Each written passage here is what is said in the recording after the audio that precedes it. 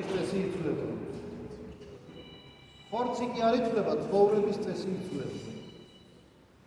და წირვაზე რომ მოდიხართ, საერთოდ ყოველთვის უნდა მოისმინოთ განსაკუთრებული ყურადღებით სახარების ის სიტყვები, რომელიც წირვაზე იკითხება.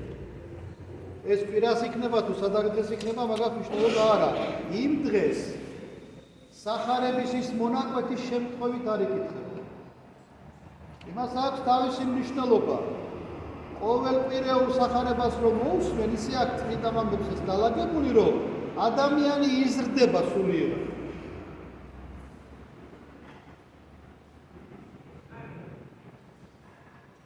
აი სპორტსმენთან რომ მიიტანოთ პირდაპირ 100 კილოგრამი, ვერ აწევს და მერე ცხოვრებაში ის სავარჯიშოდ არ მოვა დარბაზში.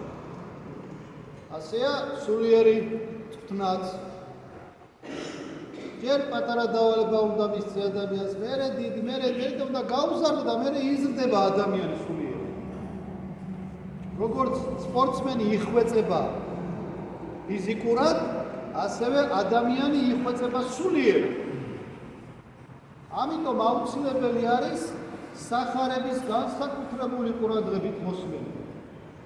სამწუხაროდ ხშირად სახარება იკითხება და ხალხი ჭორაობს, Facebook-ზეა, გარეთ დგას. გონებით არ არის აქ დგას, მაგრამ სადღაცა. ასე კი არა, ჩემო კარგებო, გირჩევთ, თუ მადლი გინდათ რომ სახში წაიღოთ, თელწინვალოცხას მოусმინეთ, მაგრამ განსაკუთრებით მოისმინეთ სახარება. სახარება რას ნიშნავს? გვეხარა. რაღაცა გვეხარა უფლისგან, განკაცდა ღმერთი, უფალი ჩვენი იესო ქრისტე, გვეხარა მისი განკაცება და მან თავისი ქმედებებით და თავისი სიტყვებით გვახარა სათასასუფლებლად. აი ამას ნიშნავს სახარება.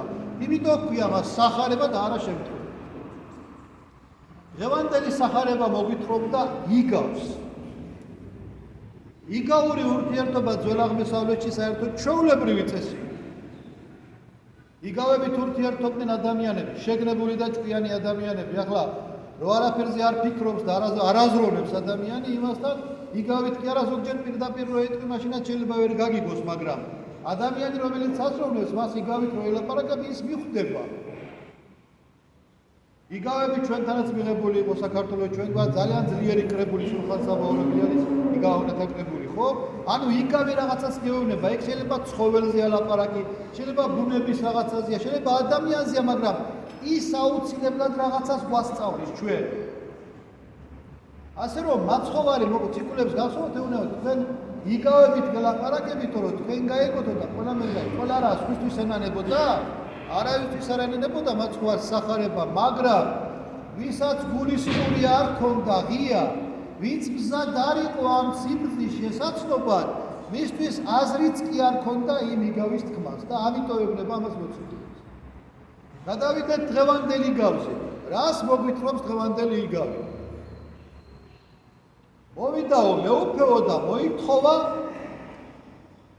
ანუ როგორც რაღაცის უფროსი რო არის ადამიანი, ქვეყნის უფროსი რო არის, ან დაწესებულების უფროსი რო არის, იმპერატორი რო არის, ხო, მას უფლება აქვს წელიწადში ერთხელ, თვეში ერთხელ მოვიდეს და მოითხოვოს ანგარიშები იმის თაობაზე, რა ხდება მის სამეფოში და როგორ განკარგავენ მისი ქვეშევრდომები მის ქონებას.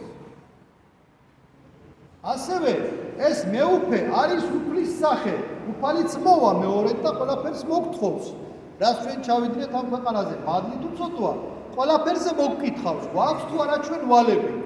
და მოკითხა ერთ-ერთ მევალესო, რომელსაცო ბევრი ტალანტი ვალი ჰქონდა მის. ძველ ქართულად ბევრი ნიშნავს 10,000.